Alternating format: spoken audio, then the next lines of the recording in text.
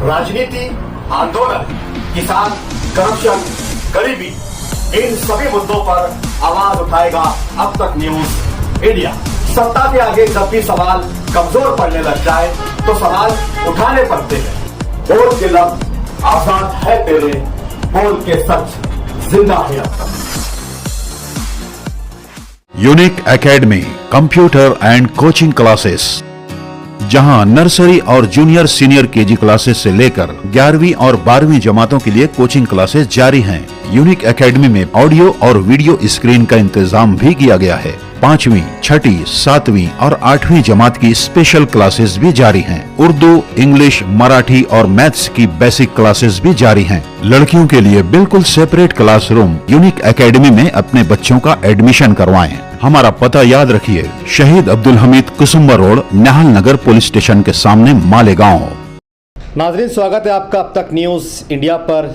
आज की खबर जाबिर शाह के साथ। नाजरीन, मालेगांव शहर में आज समाजवादी पार्टी की ओर से एक कार्यकर्ताओं की मीटिंग बुलाई गई और एक पत्रकार परिषद बुलाई गई।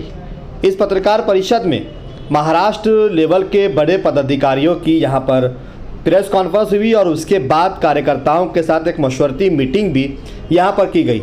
इस मीटिंग में प्रताप ओगाड़े, समाजवादी पार्टी के महाराष्ट्र के general secretary Parvez Siddiqui, Shazda madam, Shaan Hind, Javed Anwar, Sohail Abdul Karim, अतर हुसैन अशरफी, बाकी रासन वाले, मुश्तकीम डिग्नेटी, वो अनेक पदाधिकारी यहाँ पर शामिल रहे और सैकड़ों कार्यकर्ता शामिल रहे। 18 तारीख को मालेगांव शहर में समाजवादी पार्टी के नेता अखिलेश यादव वो इकरा हसन, ये दोनों मालेगांव शहर में आ रहे। वैसे तो महाराष्ट्र की राजनीति अब शुरू होने वाली है, महाराष्ट्र के चुनाव शुरू होने वाले, और ऐसे वक्त में महाराष्ट्र में पहली सभा समाजवादी पार्टी के नेता अखिलेश यादव, जो यूपी में अपना लोहा मनवाने के बाद अब महाराष्ट्र में महाविकास आघाड़ी को फ़ायदा पहुंचाने के लिए सबसे पहली सभा उन्होंने पूरे महाराष्ट्र में मालेगांव शहर को चुना है।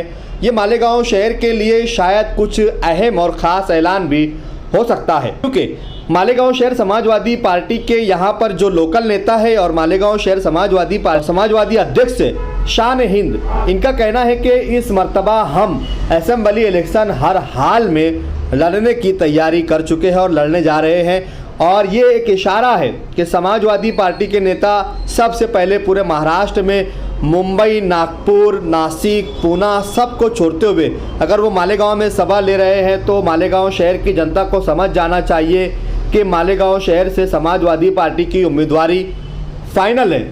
इसी को लेकर आज प्रेस कॉन्फ्रेंस हुई है, जिसमें मुस्तकीम डिग्नेटी और समाजवादी पार्टी के सेक्रेटरी परवेज सिद्दीकी वो शान हिंद ने अपने ख्यालात का इजहार किया है। आइए सुनाते हैं आज की प्रेस कॉन्फ्रेंस क्या है और आने वाली 18 तारीख को समाजवादी पार्टी का कल्लू स्टेडियम में होने वाला अजीमुशान जलसा जो होने जा रहा है, इसको लेकर क्या जानकारी यहाँ पर दी जा रही है, आप तक पहुँचाने की कोशिश करते हैं। 18 अक्टूबर को जन अधिकार सभा जो रखी गई है, इसकी तैयारी के लिए आए हैं। आने वाला वक्त इलेक्शन का है। एक अंदाज ये लगता है कि 2-4-5 दिन में आचार संहिता भी डिक्लेयर हो जाएगी और शहर में पहला प्रोग्राम, अगर आचार संहिता लग गई तो मालेगांव शहर में पहला बड़ा प्रोग्राम समाजवादी पार्टी का होने वाला है।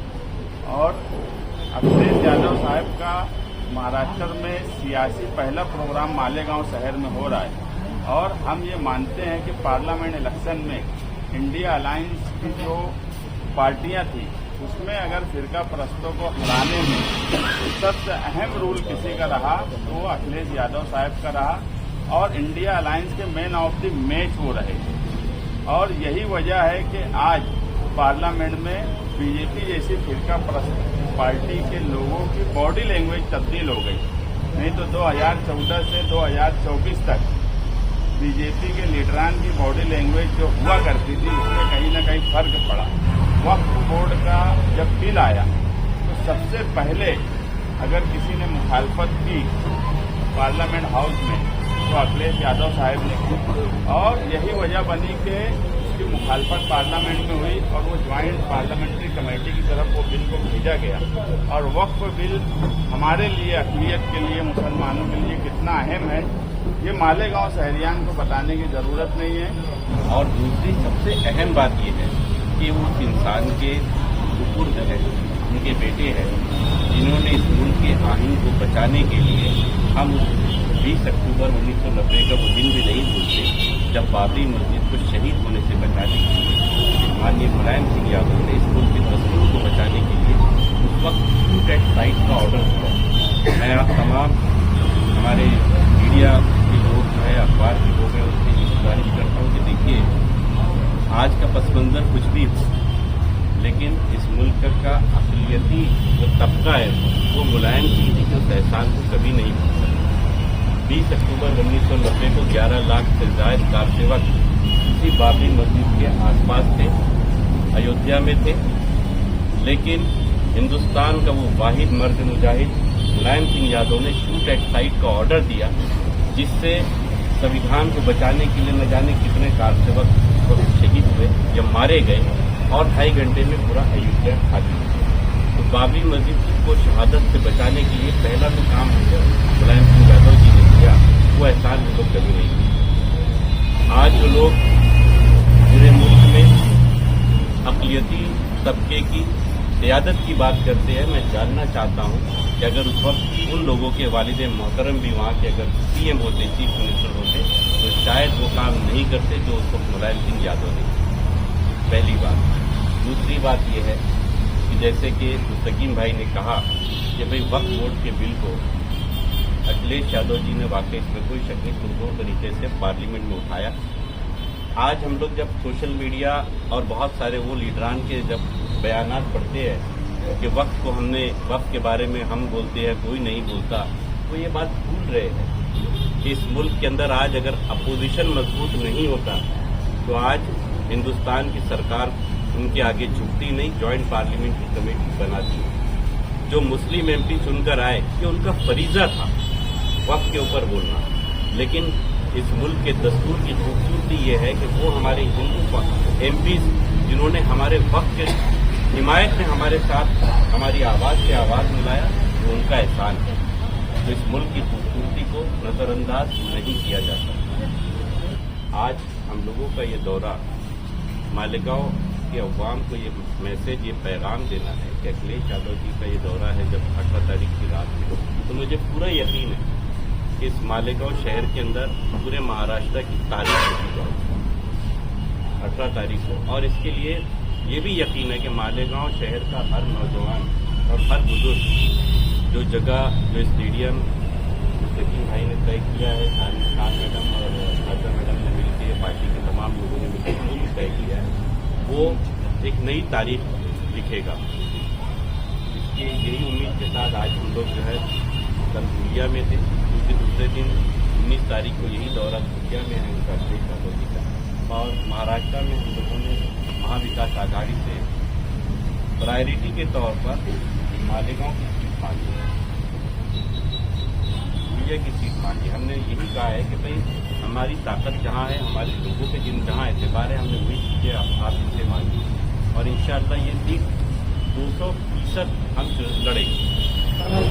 आज समाजवादी पार्टी के रियासती सूबेदार, खासतौर पे हमारे कारगुजार सदर प्रताप गौड़ साहब और जनरल सेक्रेटरी परवेज सिद्दीकी साहब यहाँ तशरीफ लाए।